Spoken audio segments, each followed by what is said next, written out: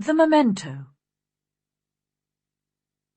The window of Miss Darmon's room looked out onto Broadway and its theatres. But Lynette Darmond turned her chair round and sat with her back to Broadway. She was an actress and needed the Broadway theatres. But Broadway did not need her. She was staying in the Hotel Thalia.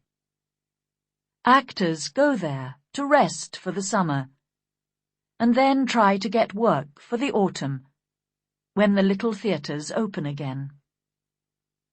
Miss Darmon's room in this hotel was a small one, but in it there were many mementos of her days in the theatre, and there were also pictures of some of her best friends.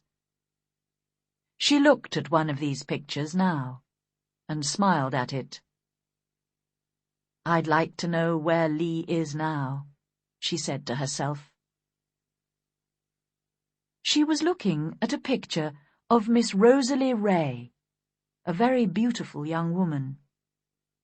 In the picture, Miss Ray was wearing a very short skirt, and she was sitting on a swing. Every night in the theatre, she went high in the air on her swing, over the heads of all the people. When she did this, all the men in the theatre got very excited and stood up. This was because, when her long, beautiful legs were high in the air, her yellow garter flew off and fell down to the men below. She did this every evening, and every evening 100 hands went up to catch the garter. She did other things. She sang, she danced. But when she got onto her swing, all the men stood up. Miss Ray did not have to try very hard to find work in the theatre. After 2 years of this, Miss Darmond remembered, Miss Ray suddenly left the theatre and went to live in the country.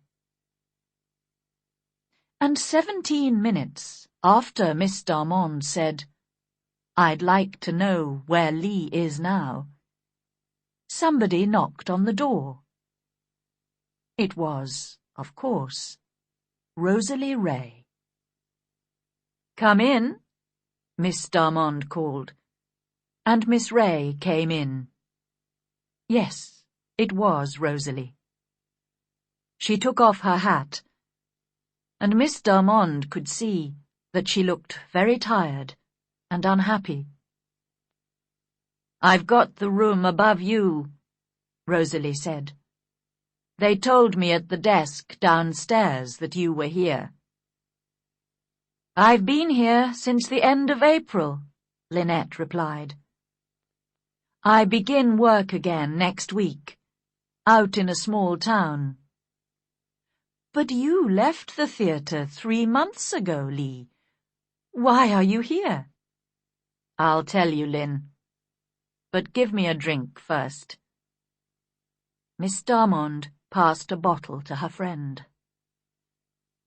"Ah, that's good," said Rosalie.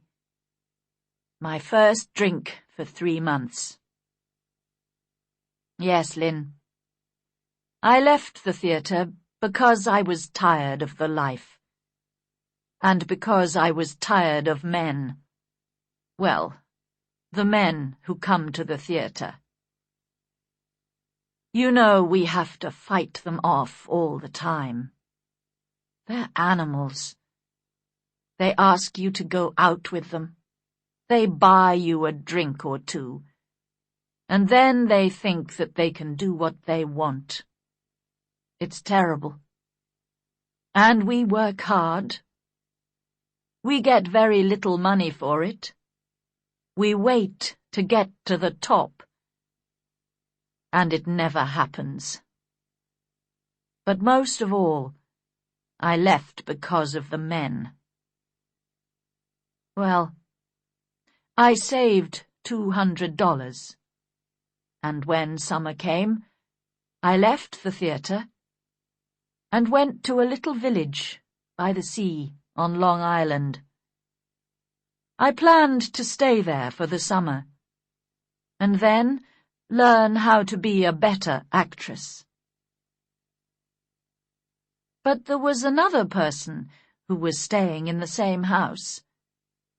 The Reverend Arthur Lyle. Yes, Lynn, a man of the church. When I saw him for the first time, I fell in love with him at once. He was a fine man, and he had a wonderful voice.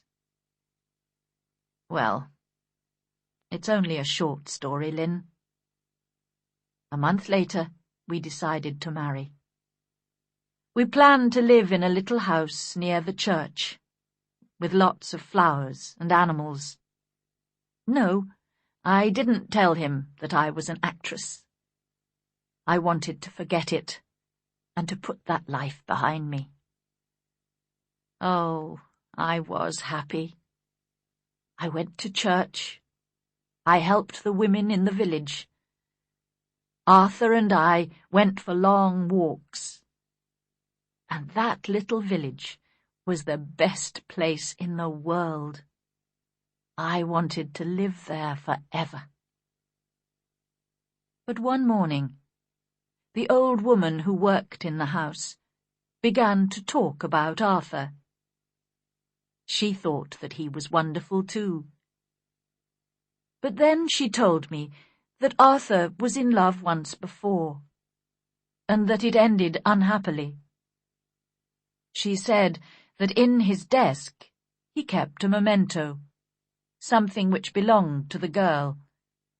Sometimes he took it out and looked at it, but she didn't know what it was, and his desk was locked. That afternoon I asked him about it. "Ida," he said. Of course, I used my real name there. "It was before I knew you, and I never met her. It was different from my love for you." "Was she beautiful?" I asked. "She was very beautiful," replied Arthur. "Did you see her often?" "About 10 times, he said. "And this memento, did she send it to you?" "It came to me from her," he said. "Why did you never meet her?" I asked. "She was far above me," he answered. "But Ida, it's finished. You're not angry, are you?" "Why, no. I love you 10 times more than before." And I did, Lynn. Can you understand that? What a beautiful love that was. He never met her, never spoke to her, but he loved her and wanted nothing from her. He was different from other men, I thought. A really good man. About 4 o'clock that afternoon, Arthur had to go out. The door of his room was open.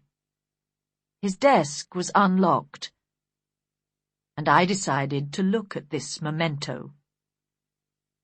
I opened the desk, and slowly I took out the box and opened it. I took one look at that memento, and then I went to my room and packed my suitcase.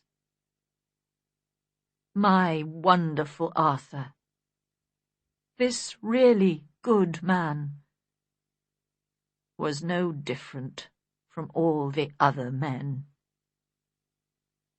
"But, Lee, what was in the box?" Miss Darmond asked. "It was one of my yellow garters," cried Miss Ray.